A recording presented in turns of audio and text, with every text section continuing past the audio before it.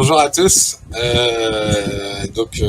Thierry Ferrer, en effet, directeur du CRIJ. Merci au Rameau d'organiser ce webinaire et de m'avoir proposé de participer et d'échanger mon expérience. Et ce n'est qu'un échange d'expérience en toute humilité. Je vais être très concret, opérationnel, parce que pour parler des infolabs dont je vais vous parler, il faudrait beaucoup plus de temps et du coup j'ai une grosse pression par les organisateurs pour rester dans le chrono.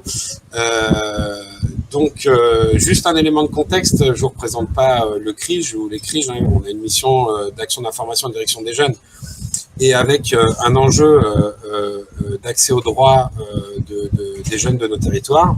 Et donc, à ce titre, nous avons multiples services en développement dans toutes les régions de France.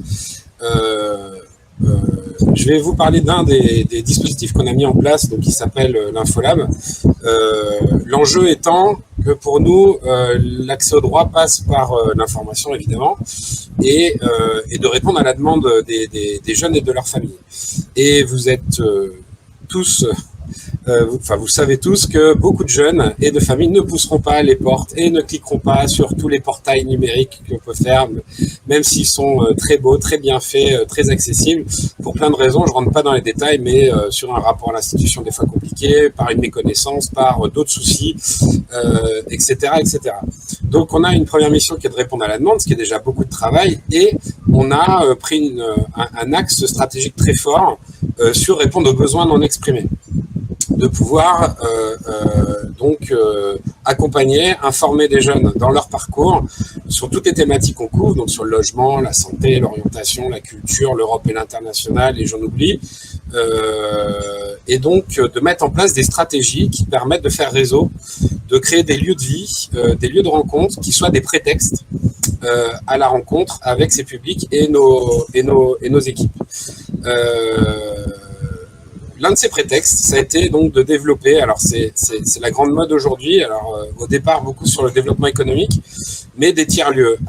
Pourquoi des tiers-lieux? C'est que on a repris des aspects d'éducation populaire, on n'a rien inventé, et on trouvait que la dimension tiers-lieu qui reprend des aspects, donc un tiers-lieu n'est pas un espace de coworking, on fait très attention à ça.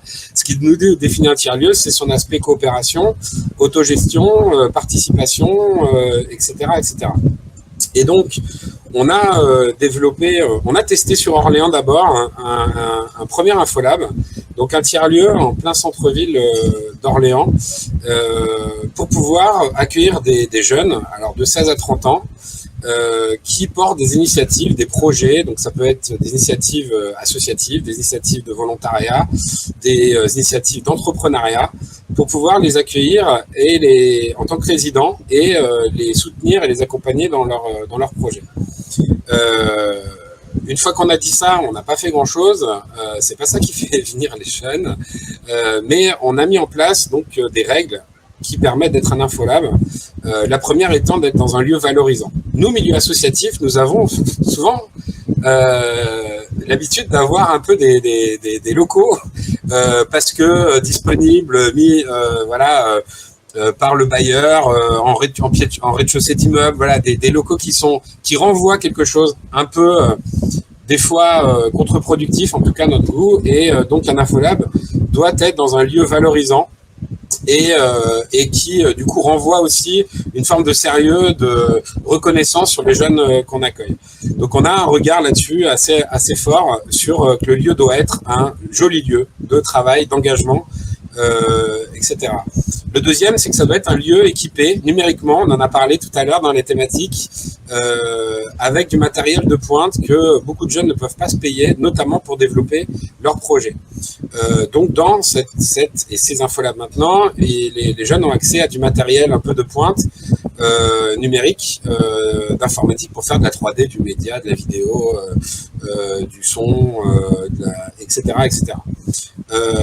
La troisième règle, c'est qu'il doit être animé et accompagné par un professionnel de l'information jeunesse, c'est-à-dire qui a une expertise et une compétence dans l'accompagnement des jeunes, mais aussi dans leur accès au droit. Et puis une dernière règle qui est la plus compliquée, mais qui nous semble extrêmement importante, c'est un lieu autogéré. C'est-à-dire que le lieu est accessible 24 heures sur 24, 7 jours sur 7. Les jeunes ont les clés pour pouvoir développer leur activité. La cinquième et dernière règle, c'est qu'il doit être porté par un consortium, enfin en tout cas des partenaires associés, privés et publics, donc qui viennent donc de structures publiques, de collectivités ou de structures de droit privé, de l'économie sociale et solidaire ou de l'économie classique. Pour aller vite, aujourd'hui, sur Orléans, l'Infolab, il y a 130 jeunes résidents, la majorité entre 18 et 25 ans. Un tiers pour des projets associatifs plutôt citoyens. Donc, on a des fédérations régionales de maisons des lycéens, par exemple, des jeunes du Rotact, des assos étudiantes, etc. Ou alors, un tiers, ce sont des assos plutôt artistiques et culturels. Et un autre tiers, ce sont des entrepreneurs, plutôt des entrepreneurs. Avec cette force de réseau, un exemple très concret, dans ce lieu, on a tous les influenceurs du coin, c'est-à-dire les youtubeurs, instagrammeurs qui sont là et qui ont eux-mêmes des réseaux de jeunes et qui sont du coup des réseaux importants pour nous dans notre mission d'aller vers ces jeunes et en plus qui ont un rôle, on l'a dit aussi tout à l'heure, de pair à pair dans cette approche d'information et de soutien à l'engagement. Un élément important, c'est que, ce que je disais, les partenaires associés sont des entreprises, pour beaucoup, qui en fait soutiennent l'Infolab financièrement. Une partie des financements permettent à ce que le service soit gratuit pour les jeunes, ils ont juste une adhésion et pas une cotisation, c'est-à-dire ils adhèrent à un projet.